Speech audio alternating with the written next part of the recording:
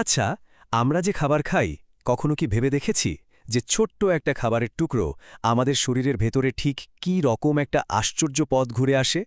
চলুন না, আজ আমরা সবাই মিলে সেই অবিশ্বাস্য যাত্রার সঙ্গী হই আর দেখে নিই হজমের পুরো রহস্যটা।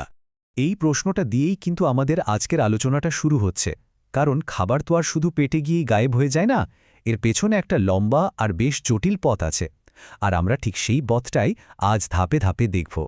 তো এই পুরো যাত্রার মূল উদ্দেশ্যটা কি? উদ্দেশ্য হল হজম।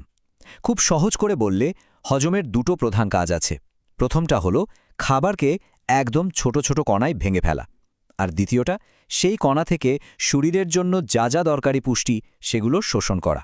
শুধু এই দুটো শব্দ মনে রাখলেই কিন্তু পুরো ব্যাপারটা জলের মতো পরিষ্কার হয়ে যাবে। ভাঙা আর শোষণ করা। এই লাইনটা দেখুন, হজমের পুরো প্রক্রিয়াটাকে কি সুন্দর এক কথায় বলে দিচ্ছে। হজম ভাঙে আর শোষণ গ্রহণ করে। প্রথমে ভাঙার কাজ, তারপর গ্রহণের কাজ। একদম সহজ, তাই না?